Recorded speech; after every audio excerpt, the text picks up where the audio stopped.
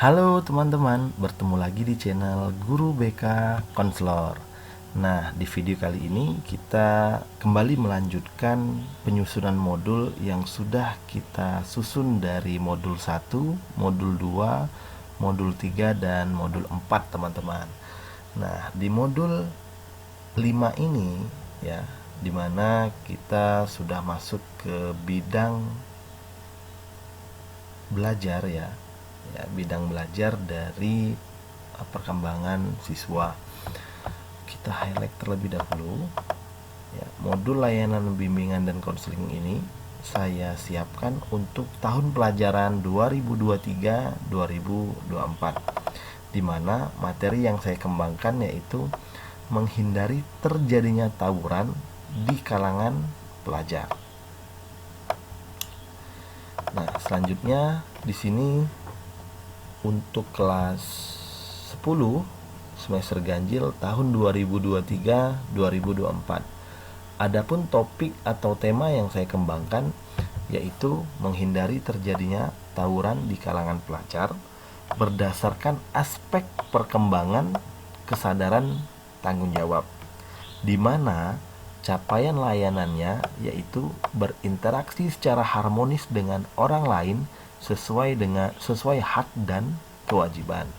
Nah, jadi apabila teman-teman ingin mengembangkan CL ini ya, CL atau capaian layanan ini berinteraksi secara harmonis dengan orang lain sesuai hak dan kewajiban, dikembangkan menjadi materi yang lebih luas ataupun yang lebih spesifik, yang lebih menarik, silahkan dikembangkan. Seperti yang saya sampaikan, bahwasanya yang saya sampaikan di video-video saya adalah sebagai tambahan referensi bagi teman-teman yang ingin membuat modul atau yang ingin mengembangkan dari aspek perkembangan model inspiratif layanan BK ini ataupun capaian layanannya. Silahkan dikembangkan sesuai dengan hasil asesmen teman-teman ya di sekolah. Lanjut, di mana ini merupakan fase SMA atau fase E.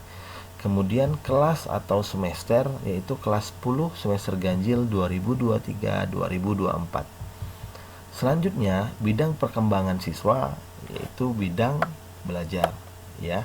Nah, bidang belajar di video kali ini sudah saya buat, di mana di modul 1, modul 2, modul 3 itu bidang bidang pribadi, dan modul 4 dan modul 5, 6 nanti ya itu pada bidang belajar. Nah, sekarang sudah di bidang belajar ya, teman-teman. Selanjutnya kita membaca sedikit dari materi yang sudah saya copy, yang saya ambil dari internet, yaitu menghindari terjadinya tawuran di kalangan pelajar. Tawuran antar pelajar adalah perkelahian atau keributan antar sesama pelajar tetapi berbeda sekolah, dan biasanya menggunakan senjata tajam seperti gear, samurai, sabit, dan lainnya. Oleh karena itu, tawuran antar pelajar ini dapat menyebabkan luka yang cukup berat akibat senjata tajam, dan tidak jarang jika terjadi tawuran ada yang meninggal. Nauzubillah ya. Nah, materi ini saya rasa ini tepat diangkat ya di sekolah yang rentan akan tawuran, atau bahkan siswa-siswa ataupun sekolah-sekolah yang tidak rentan pun kita sampaikan materi ini. Seharusnya sebagai seorang pelajar sudah mengetahui mana yang baik dan mana yang buruk untuk dilakukan. Nah, ini hal yang sangat benar sekali.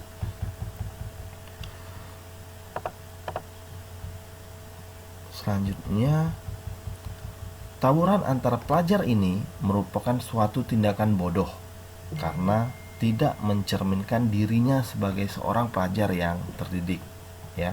Artinya dapat kita simpulkan bahwasanya pelajaran yang ia dapat di bangku sekolah ya tidak tertanam dengan baik di dalam dirinya, dan pelajaran yang dia dapatkan tidak membentuk karakternya sebagai seorang pelajar.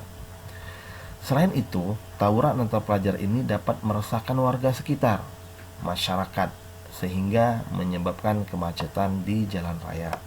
Nah, jadi silakan teman-teman kembangkan, buatkan PowerPoint-nya semenarik mungkin, atau bahkan ketika menyampaikan materi ini, sampaikan data-data real yang sudah pernah terjadi atau video-video tentang tawuran ini, teman-teman.